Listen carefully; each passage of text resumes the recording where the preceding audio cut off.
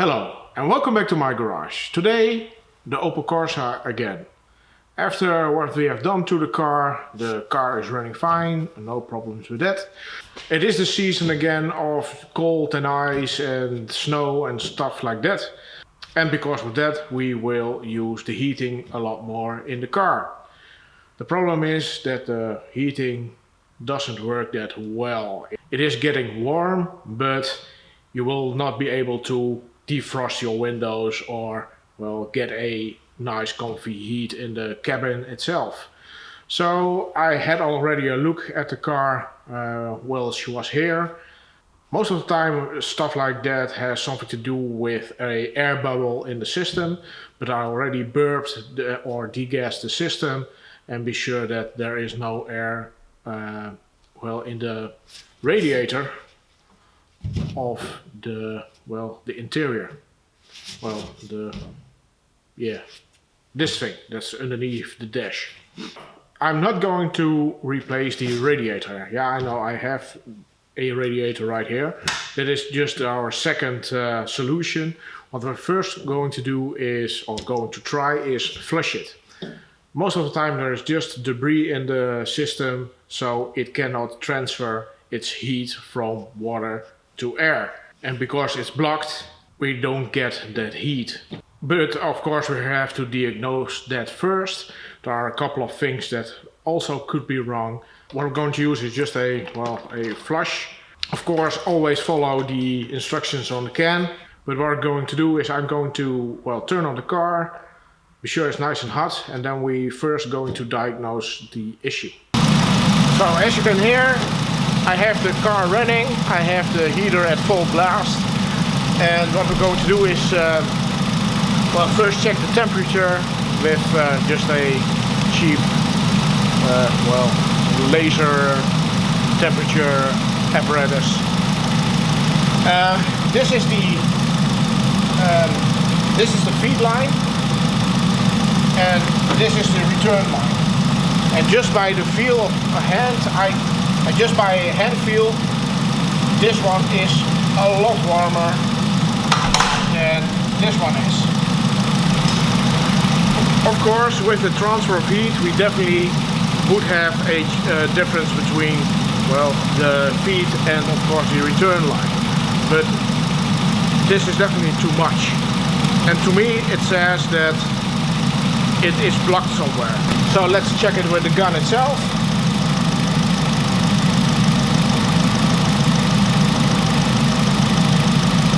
Well, the feed line is about 74 degrees Celsius.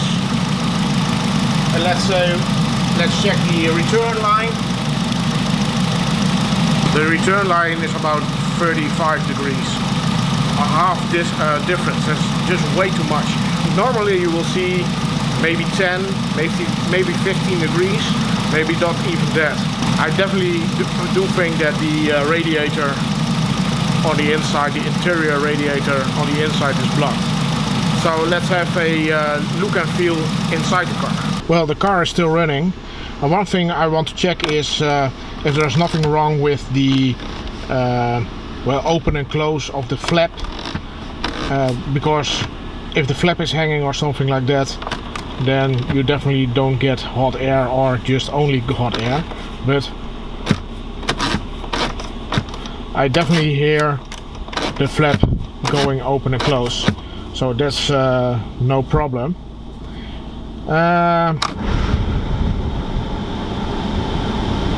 Let's put it to full blast and to the face, and let's see what kind of temperature we're getting.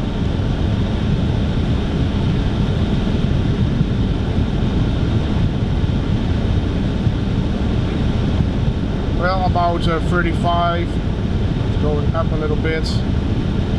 Well, let's say about 40. But what happens when I punch the gas?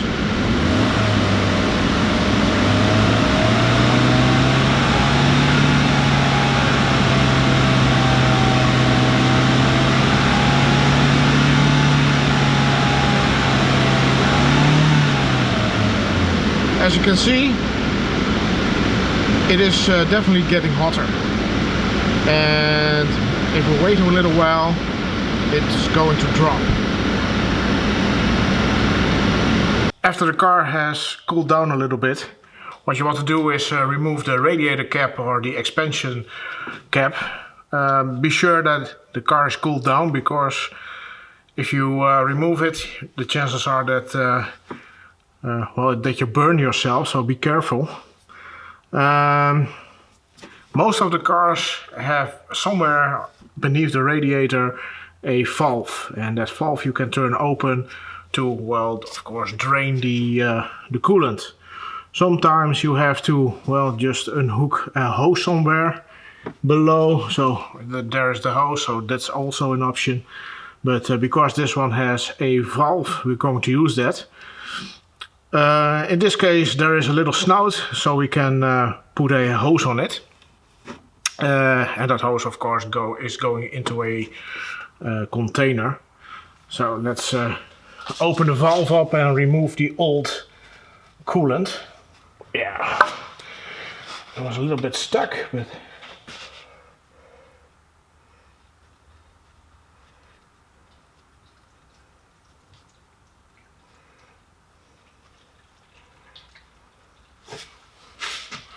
well, the color is a bit concerning. It's more looking like water than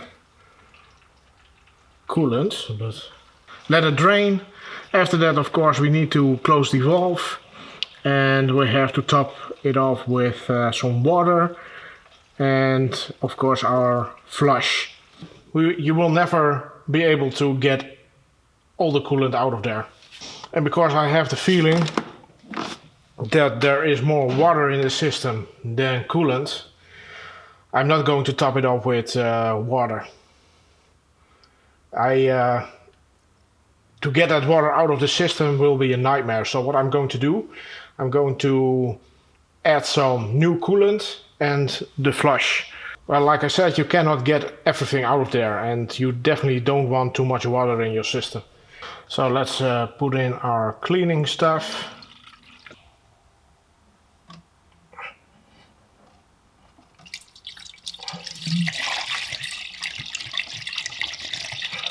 So let's run the car now for 15 or 20 minutes, and we're going to drain it again.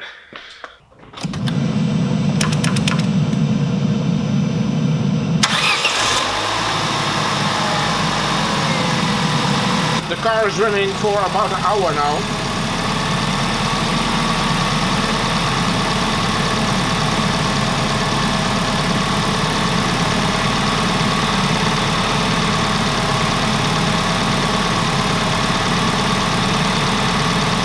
The temperatures between the two hoses is a lot better. Also, the interior heat right now is a little bit warmer, but just a little bit. So it definitely did help, but it is not enough.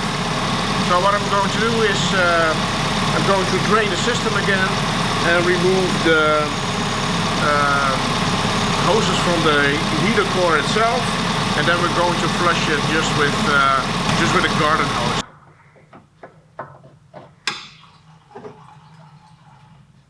At least there is now some color in the hose. What we're going to do is remove these heater hoses. In this case, we have to remove a metal clip.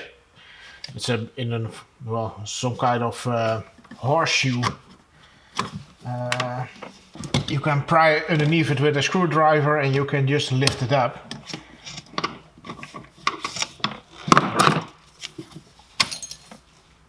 And now it's gone. Well, I will have to look for that one.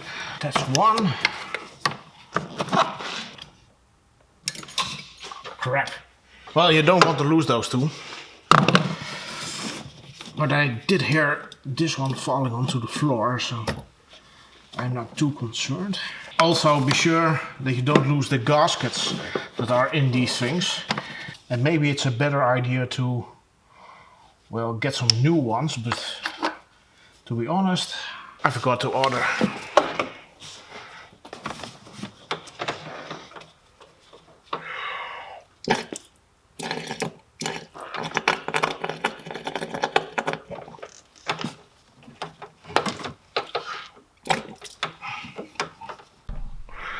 I do have a short piece of garden hose, and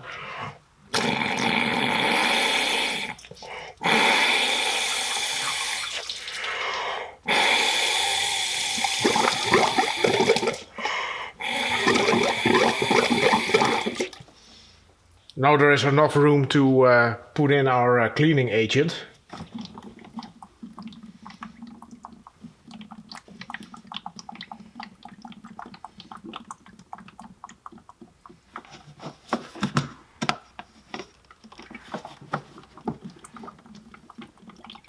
It's now full of cleaning agent. I'm going to let it sit for a while, get something to eat, and after that let's see if we can flush it out with some fresh water. Well, it is the next day, and we're going to flush the system. The only problem is I don't have running water here in my garage, so I cannot hook up a garden hose. So what I'm doing is just a funnel with some cups of water, and hopefully that will be enough. Of course, running water has a lot of more pressure, so it will flush out better, but hopefully this will be enough.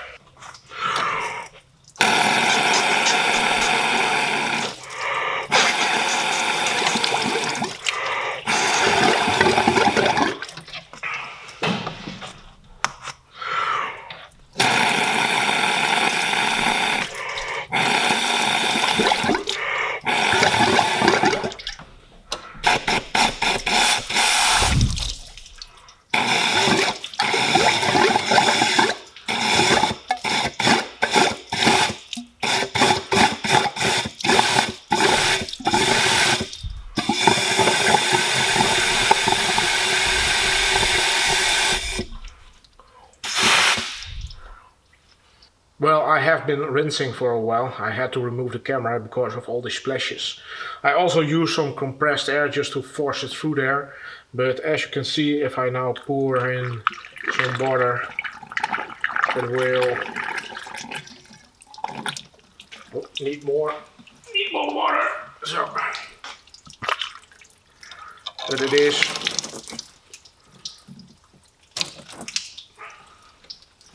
coming out of there pretty freely, and of course it's clean.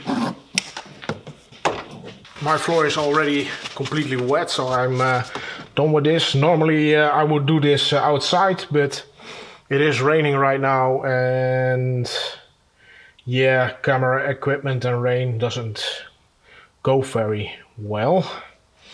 So hopefully this will be enough. It's definitely less obstructive as it was, so I have good faith that it is at least a lot better.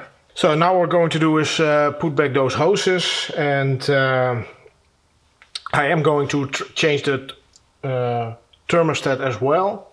I will not show you how to do that in this video. I will make a separate video for that, but I will change the thermostat, not because I think it's bad, but those things can get stuck and they're not that expensive, and because there was a lot of water in the system, I just going to change it. Didn't I say I probably would not find that one clip?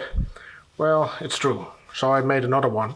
I looked for about an hour and I just cannot find it.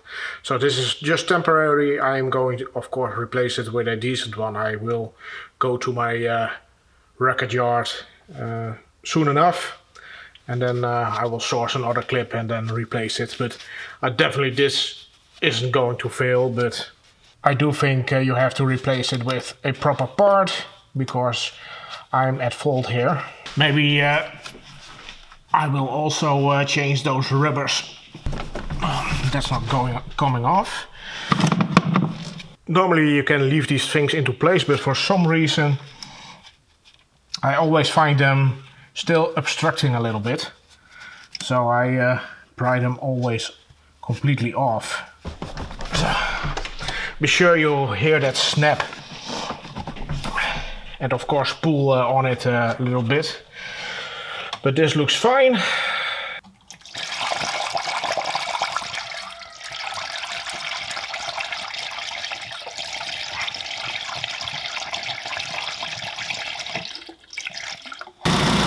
I did burp the car, so as good as I can. So let's see what the temperatures are right now. Well, the feed line is about 80.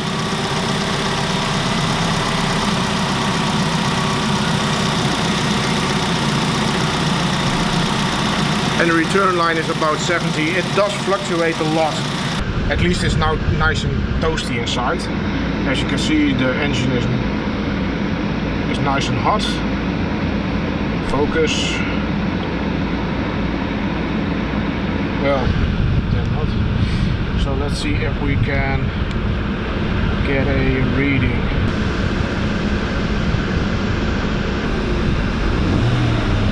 Well, as you can see, it just shoots up like crazy.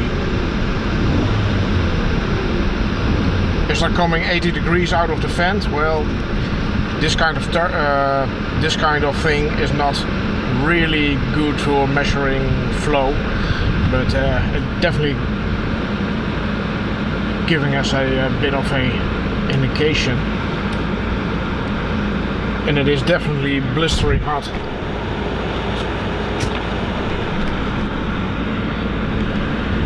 And it is definitely a lot of hot air, especially when I just blip the throttle a little bit.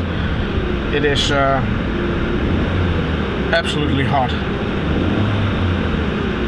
I do think she will be really happy.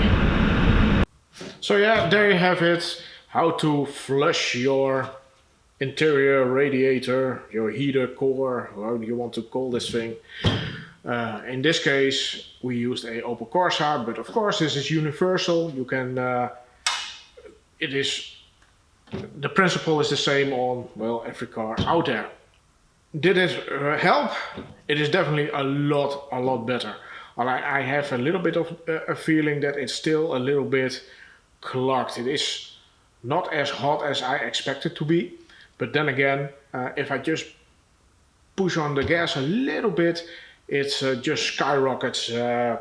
The temperature just skyrockets. So I definitely know for sure that she will be really happy with the results. And if not, then we're going to replace the interior radiator as well. I also replaced the thermostat just because they're cheap and they can be a cause of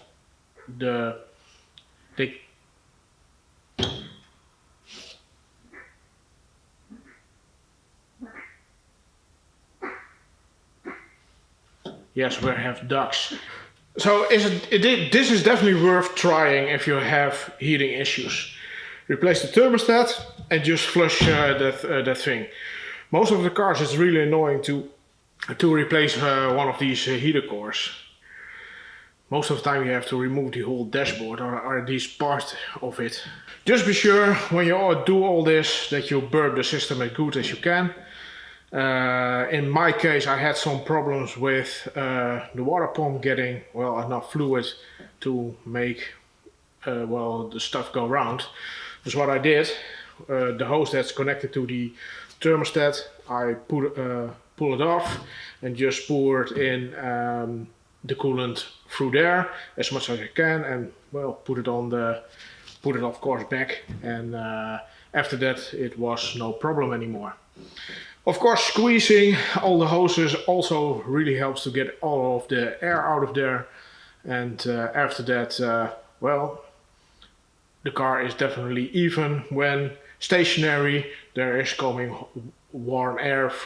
I don't want to say hot, but at least warm air from there that before that did not happen. It was just cold. It was well, almost the same temperature as the garage we are in.